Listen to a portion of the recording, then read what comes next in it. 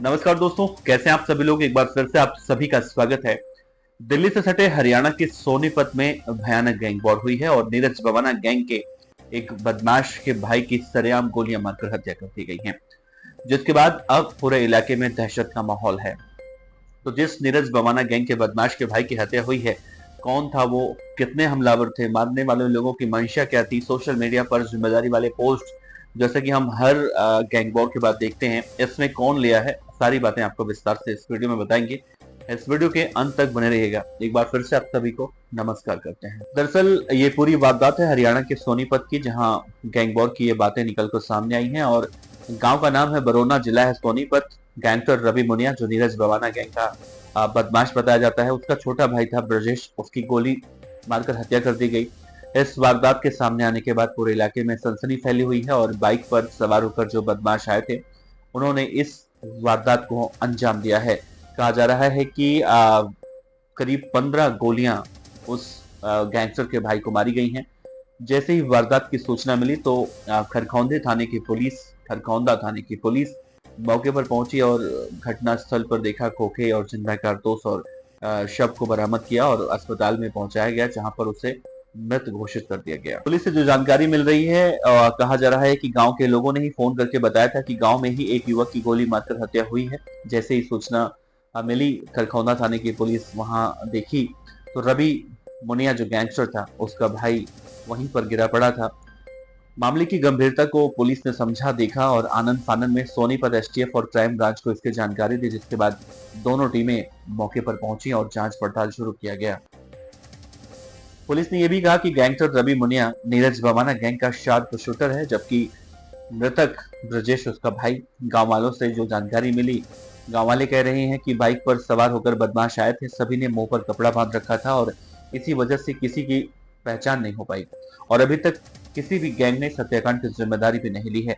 ऐसे में पुलिस के सामने सबसे बड़ी चुनौती यही है कि आखिर किस गैंग ने इस वारदात को अंजाम दिया है। 2 महीने पहले भी हमने देखा था कि जब हिमांशु भाऊ गैंग के शूटरों का सोनीपत में ही एनकाउंटर पुलिस ने किया था और उस वक्त भी सोनीपत की टीम ने चिनौली जो रोड है वहां पर एसटीएफ और दिल्ली पुलिस की भी टीम थी, दोनों ने नाका लगाकर रोका बदमाशों को। और जब बदमाश देख रहे हैं कि पुलिस उन्हें रोक रही है, तो उन्होंने पुलिस वालों पर करीब 25-30 राउंड फायरिंग की थी, जिसके बाद दिल्ली पुलिस और हरियाणा पुलिस एसटीएफ मिलकर उन बदमाशों का एनकाउंटर कर देती है।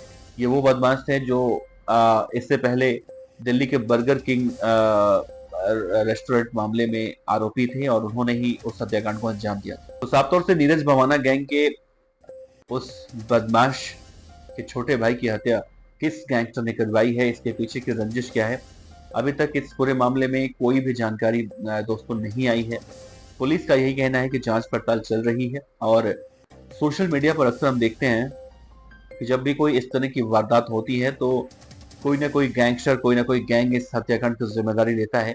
लेकिन इस मामले में किसी ने अभी तक कोई जिम्मेदारी नहीं ली है। लेकिन जैसा हम देखें, नीरज बवाना गैंग के दुश्मनी लॉरेंस बिश्नोई से है और दोनों सिंडिकेट अलग अलग बटे हुए हैं। कहीं ना कहीं इसे देखा जा रहा है कि नीरज बवाना के राइवल गैंग या फिर उसके भाई रवि मुनिया की किसी से दुश्मनी की वजह से ही ब्रजेश की हत्या हो सकती है, ऐसा कयास लगाया जा रहा है। फिलहाल पुलिस हर मामले से एंगल से जांच पड़ताल कर रही है।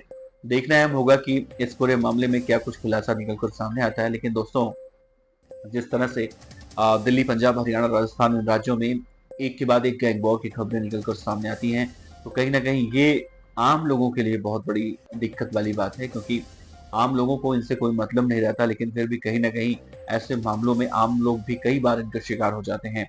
फिलहाल देखना अहम होगा कि आगे इस केस में क्या कुछ खुलासे होते हैं।